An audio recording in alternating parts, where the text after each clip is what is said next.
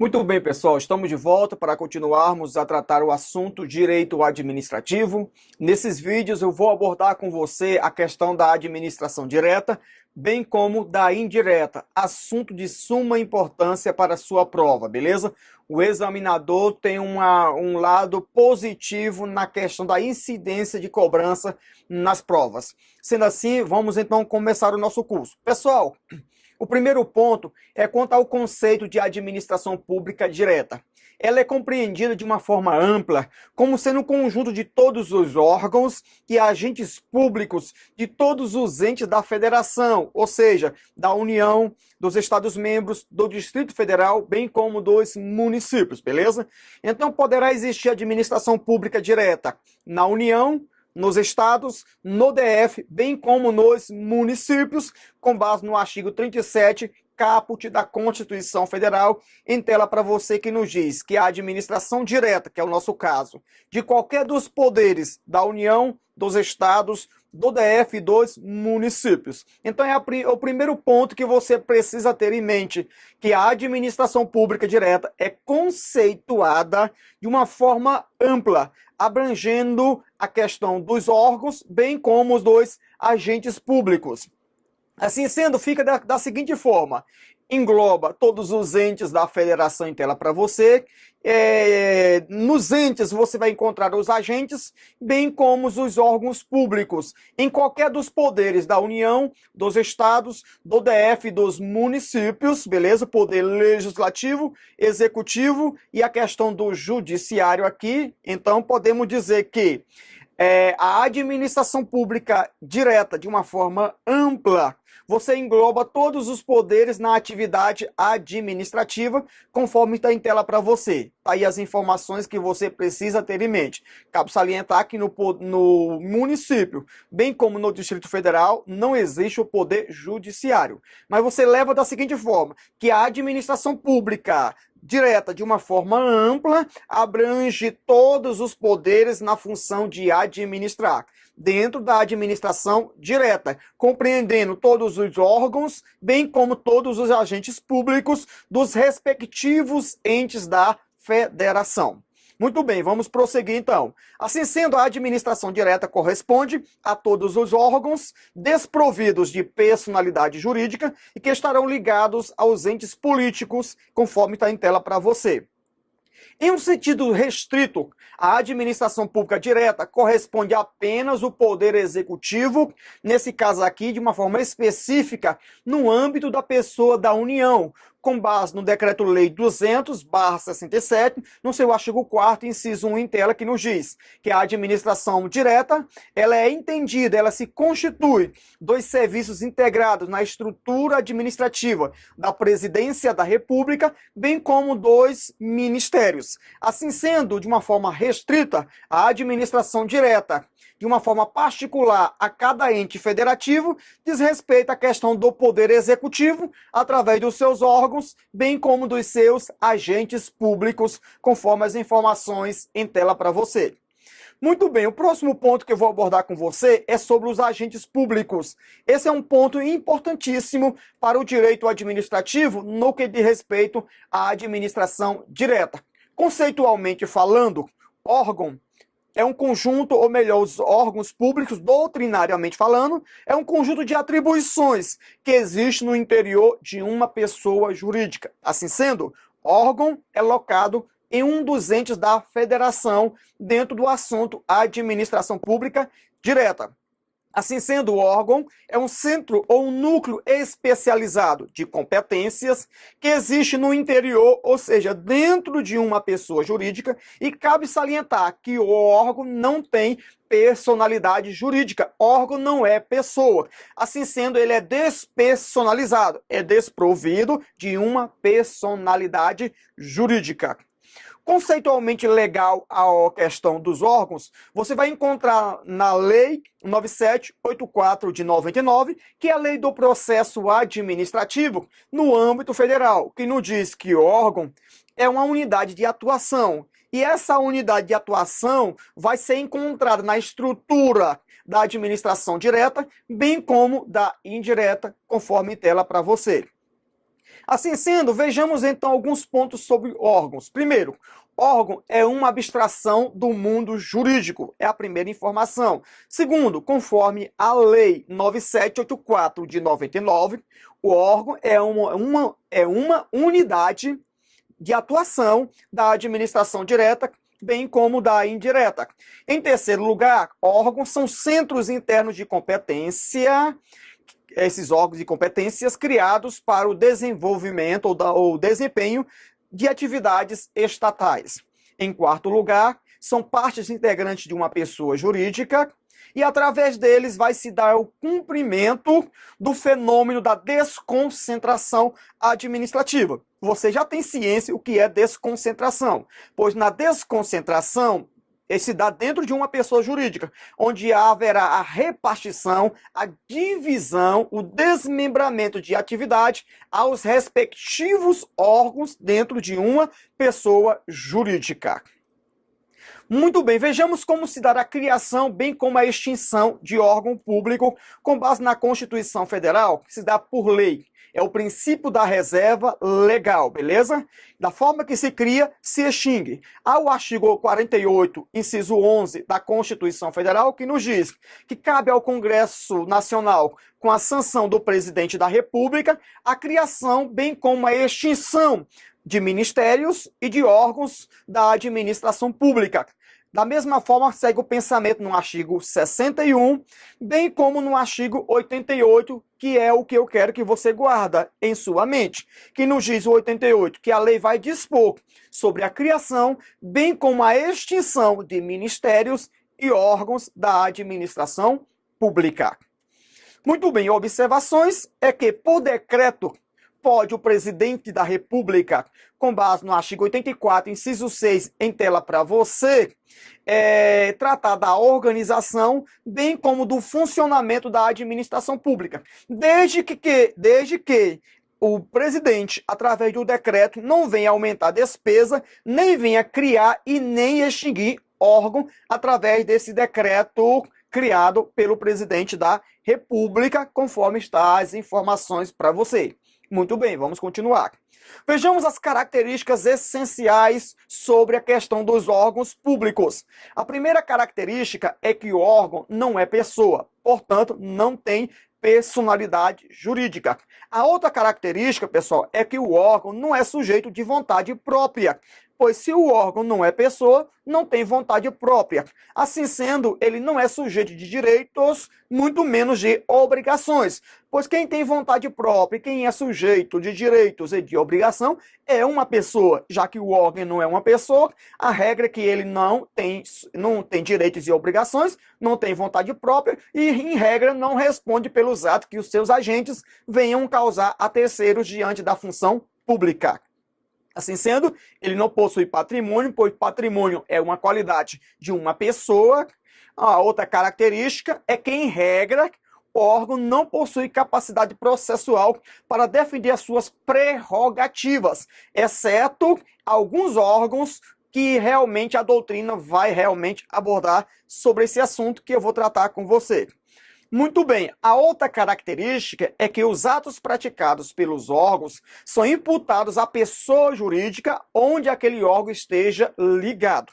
É a teoria do órgão que eu vou tratar com você. Assim sendo, não é conveniente, não tem legalidade, não tem coerência, um particular que foi lesado por um servidor público de um órgão X entrar com processo contra aquele órgão, porque, em regra, o órgão não responde, e sim a pessoa jurídica onde o órgão esteja ligado. Muito bem, órgãos são centros de competências de uma determinada pessoa jurídica. Vejamos então a questão da capacidade processual dos órgãos. Em regra, o órgão não tem capacidade processual para defender as suas prerrogativas diante de uma questão processual. Mas existe uma exceção. Alguns órgãos têm a personalidade judiciária ou a capacidade processual para estar em juízo defendendo algumas de suas prerrogativas institucionais, no que diz respeito à sua organização e ao seu funcionamento. São aqueles órgãos constitucionais, como sendo os órgãos independentes, bem como os autônomos. Assunto esse que ainda vou tratar com você, beleza? Tá aí as informações, são órgãos de cúpula na questão da gestão administrativa, onde ele vai realmente definir as suas prerrogativas institucionais. Está aqui uma jurisprudência relacionada ao assunto que eu abordei com você, como é o caso da Câmara de Vereadores, é o caso do Congresso Nacional através das suas duas casas, das câmaras legislativas, da Câmara Legislativa, Assembleia Legislativa, beleza? Órgãos que estão em uma posição elevada. Eles terão essa habilidade para definir as suas prerrogativas institucionais, conforme está a súmula, ou melhor, a jurisprudência em tela para você sobre aquilo que eu estou realmente tratando com você. Muito bem, vejamos as teorias que tentam explicar como que o Estado manifesta a sua vontade. Você sabe que o Estado é uma figura do mundo abstrato. Tudo bem? É uma ficção jurídica que foi criado com a evolução da sociedade conforme a teoria do Estado. Mas esse Estado é uma pessoa jurídica, portanto, ele vai se materializar através da administração pública.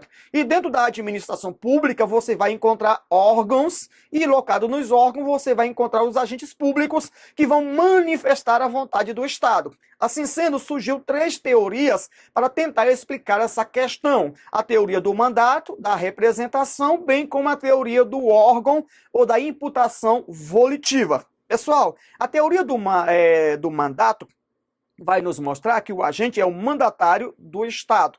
A crítica que se faz a essa teoria é que o Estado não teria responsabilidade pelos atos praticados pelos agentes públicos diante do particular, lesando assim uma pessoa que vai em busca de uma função pública, de um serviço público, ou lesando alguém quando o servidor estiver diante de uma função pública, dirigindo um veículo, colidindo o seu veículo com o veículo do particular. Nesses casos, segundo essa teoria, o Estado não responderia, beleza?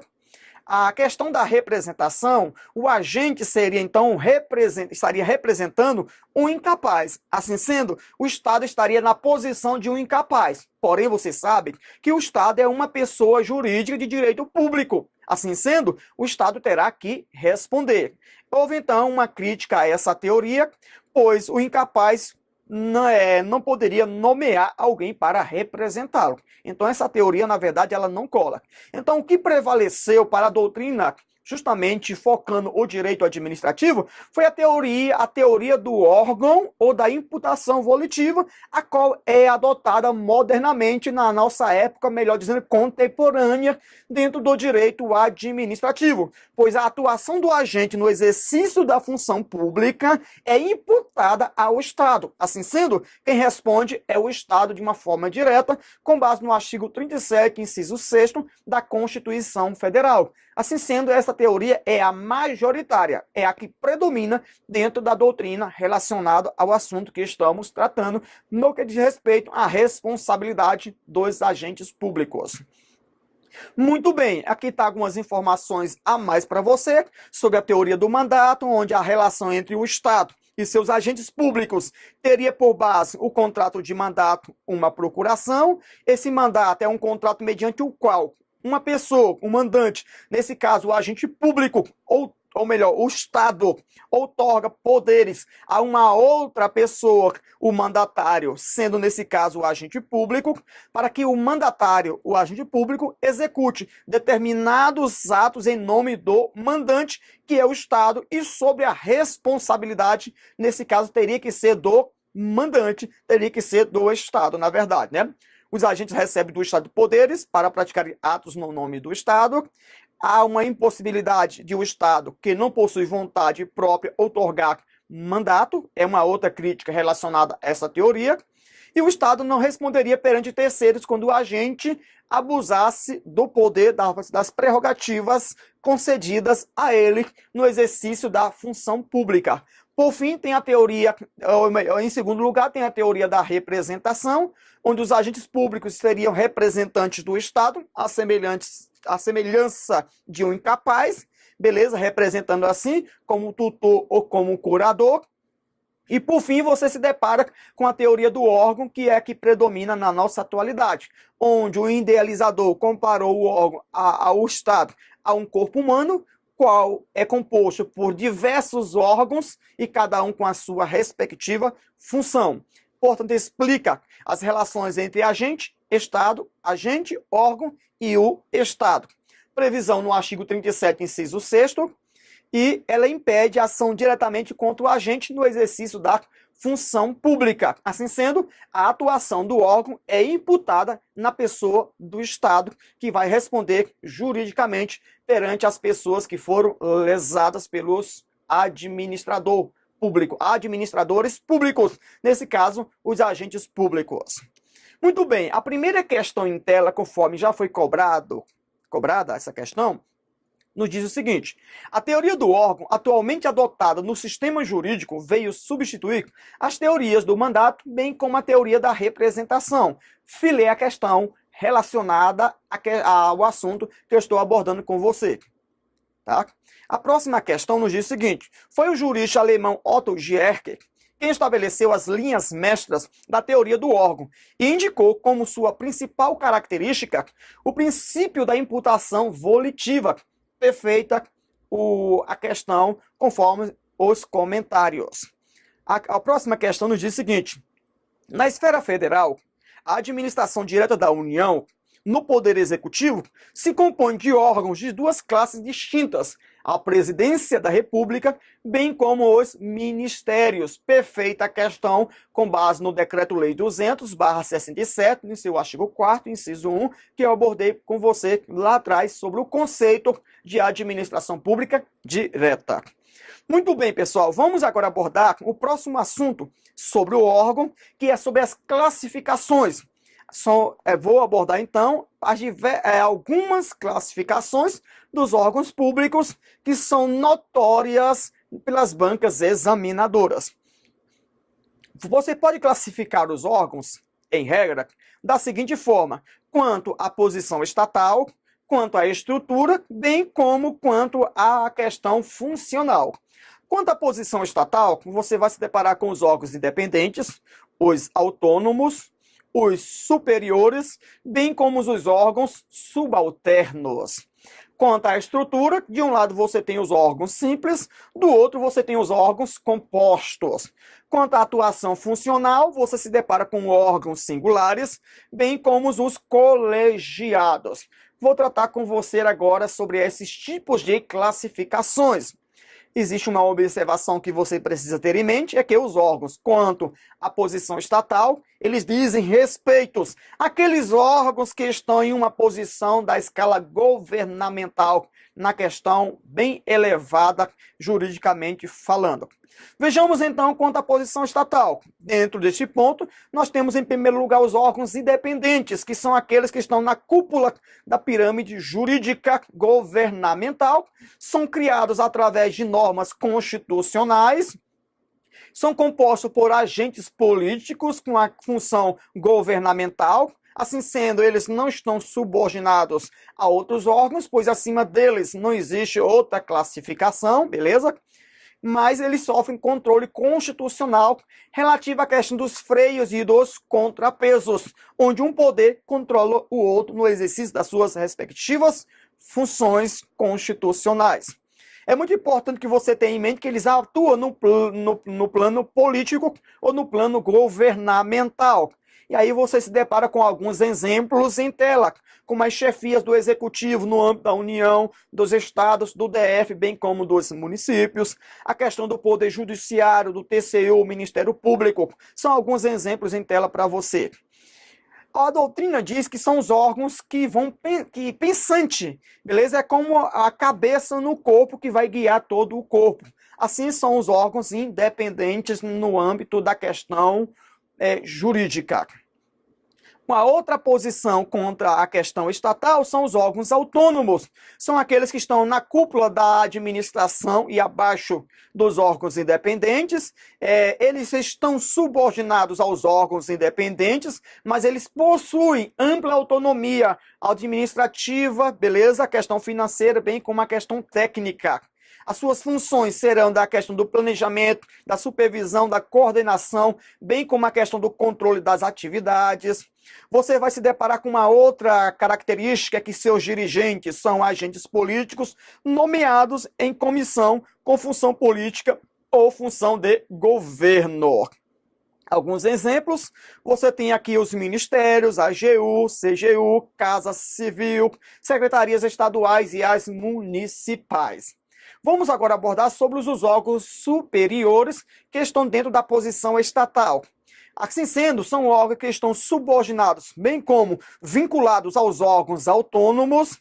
Em segundo lugar, eles vão coordenar as políticas planejadas pelos órgãos autônomos. Eles são desprovidos, conforme a doutrina, de autonomia administrativa, bem como a questão financeira. Eles têm poder, essa classificação quanto à posição estatal sobre os superiores, são órgãos que terão poderes de direção, de controle, de decisão, de comando dos assuntos de sua competência específica. E aqui você se depara com exemplos no que diz respeito aos departamentos, às coordenadorias, aos gabinetes, delegacias, procuradorias administrativas, entre outros. Muito bem, e a função que eles vão exercer é questão de função técnico-administrativa, conforme as informações em tela para você. Faça essas observações no seu caderno, porque elas são valiosíssimas para o dia da sua prova.